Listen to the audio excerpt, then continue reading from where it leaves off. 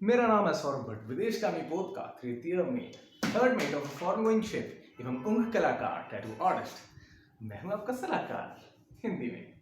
आज का प्रश्न, क्या होता है जब जहाज पे आप सिंहासन पे बैठते हैं और फ्लश चलाते हैं?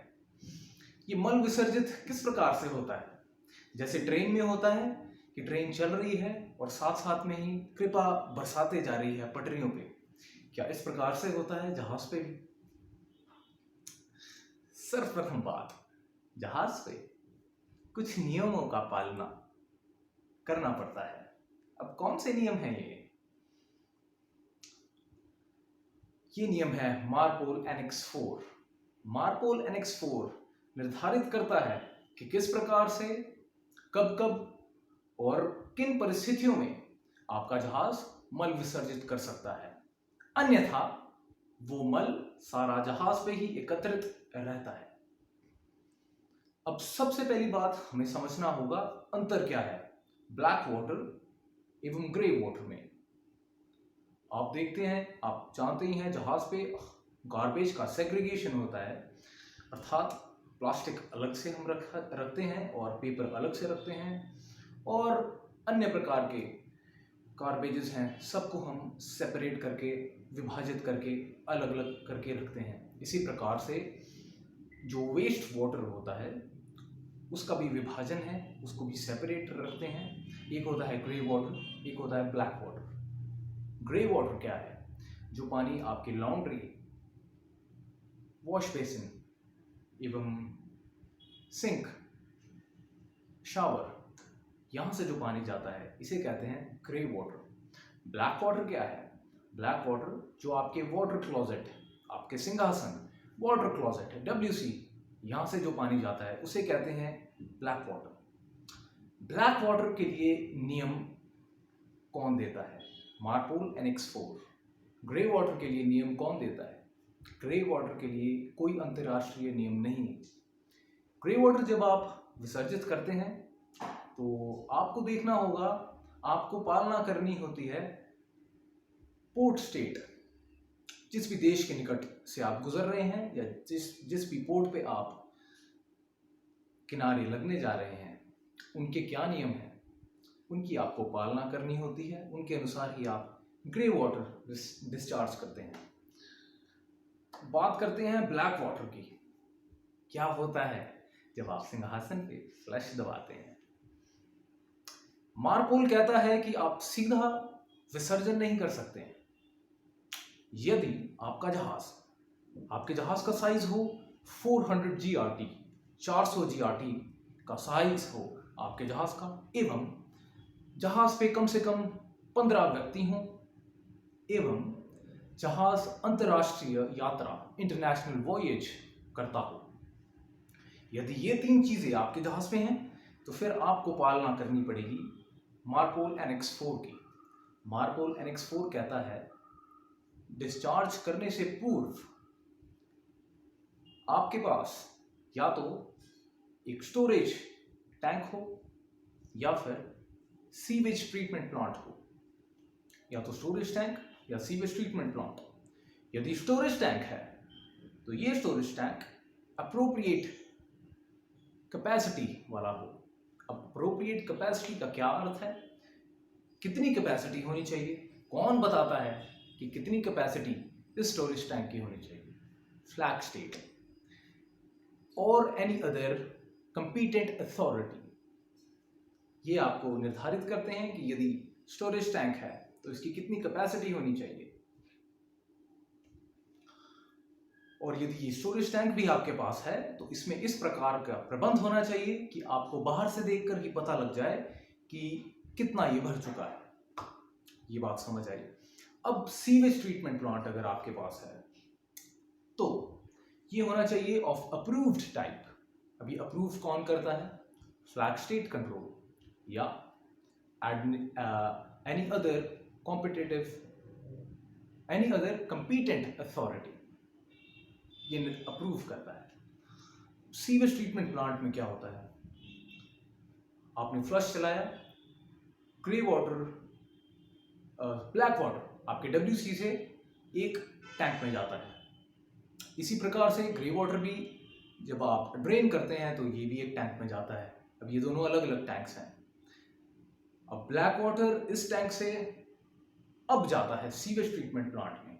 सीवेज ट्रीटमेंट प्लांट में क्या क्या होता है? सर्वप्रथम एक फिल्टर होता है, एक फिल्टरिंग यूनिट, जहां से ये ब्लैक वाटर पास होता है। इस फिल्टरिंग यूनिट से, इस फिल्टर से वह ब्लैक वाटर गुजरता है। अब इस फिल्टर का क्या कार्य है?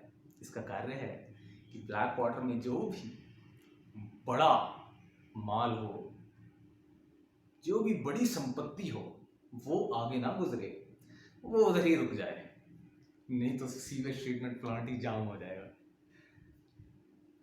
तो सबसे पहले WC से स्टोरेज टैंक में, स्टोरेज टैंक से इस फिल्टरिंग यूनिट से पास होता है।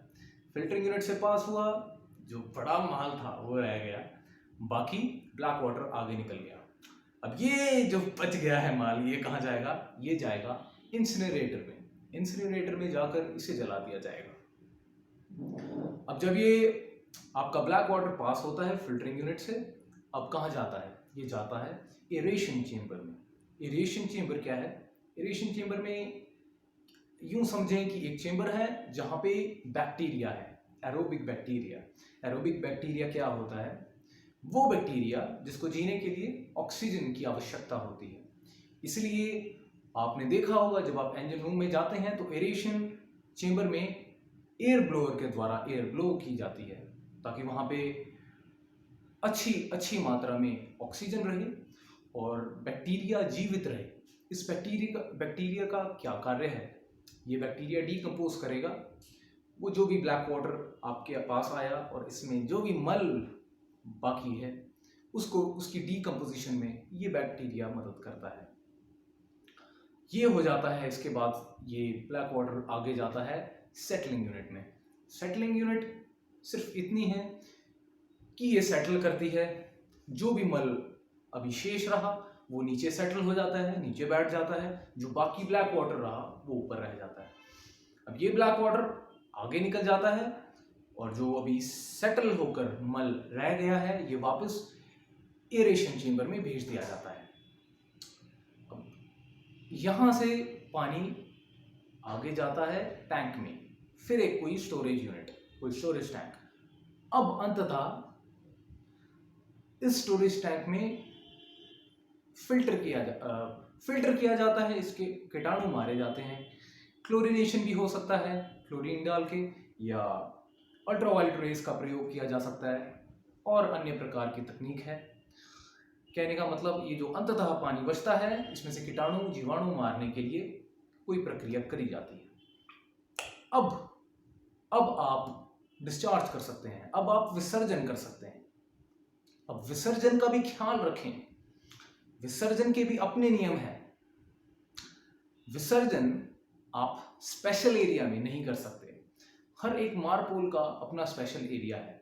मारपोल एनेक्स 4 का कौन सा स्पेशल एरिया है? बाल्टिक सी।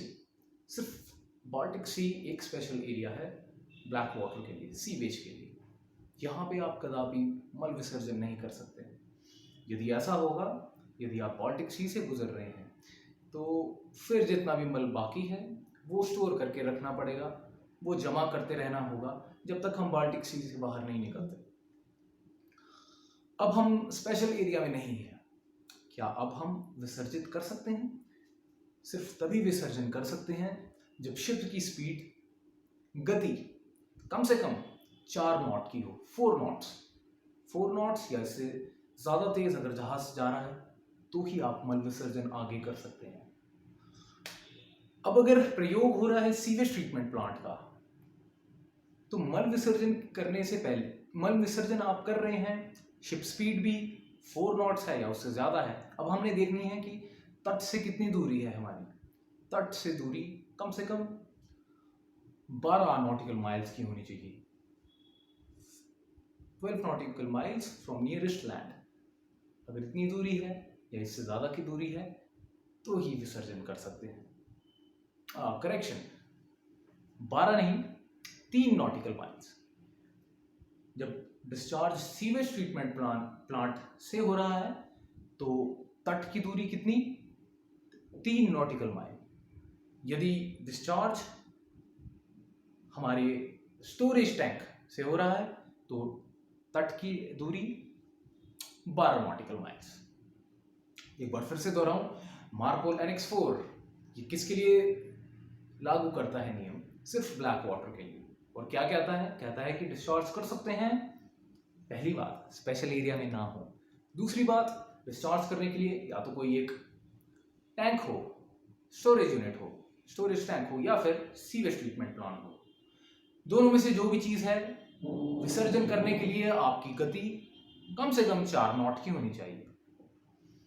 अगर सीवेज ट्रीटमेंट प्लांट का प्रयोग हो रहा है तो दूरी, तट से दूरी कम से कम 3 माइल्स की होनी चाहिए। यदि स्टोरेज टैंक का प्रयोग हो रहा है तो तट से दूरी कम से कम 12 माइल्स की होनी चाहिए। ग्रे वाटर अगर हो, ग्रे वाटर किस प्रकार से डिस्चार्ज किया जाता है? मैंने बताया इसके लिए नियम देगा पोर्ट स्टेट या जिस भी देश के निकट से आप गुजर रहे हैं उनका अनुसरण हमें करना होगा। क्या ग्रे वाटर के लिए कोई स्पेशल एरिया है जहां बिल्कुल भी विसर्जन करना आपको मना है? अलास्का में आप विसर्जन बिल्कुल नहीं कर सकते।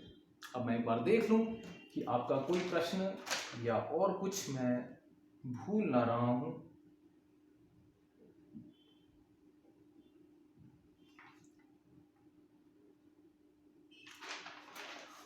इस प्रकार से विसर्जन होता है जहाज पे। इसकी अच्छे से डिटेल्स मैं अंग्रेजी में डिस्क्रिप्शन में लिख रहा हूँ और ज़्यादा लंबे रूप में। यदि आप प्री सी ट्रेनिंग के दौरान या अपने सेटमेंट्स के दौरान ये आप जवाब देना चाहते हैं, लिखना चाहते हैं, आप वहाँ डिस्क्रिप्शन से पढ़ सकते हैं।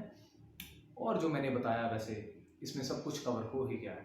इस प्रकार से और कोई शक, कोई शंका, किसी भी प्रकार का आपके पास प्रश्न हो, टिप्पणी में मुझे बताएं। मैं सदा आपकी सेवा में हाजिर हूँ। सौरभ भट्ट, आउट।